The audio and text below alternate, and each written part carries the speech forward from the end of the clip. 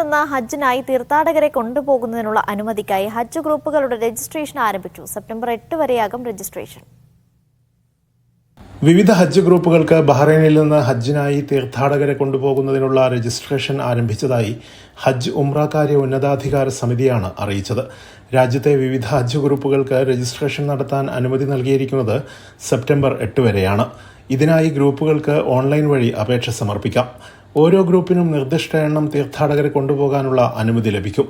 ബഹ്റൈനിൽ നിന്നുള്ള തീർത്ഥാടകർക്കുള്ള ക്വാട്ട അനുസരിച്ച് ആദ്യം രജിസ്റ്റർ ചെയ്യുന്നവർക്കാണ് നിശ്ചിത എണ്ണം തീർത്ഥാടകർക്കുള്ള അനുമതിക്കപ്പെടുക. ഓരോ ഗ്രൂപ്പും അപേക്ഷ സമർപ്പിക്കേണ്ടത് നിശ്ചിത സംഖ്യ കെട്ടിവെച്ചാണ്. ഹജ്ജ് യാത്ര കഴിഞ്ഞ ശേഷം ഈ തുക തിരികെ ലഭ്യമാകുമെന്ന് അധികൃതർ അറിയിച്ചു. Siraj Pallikkara, media 1, Bahrain.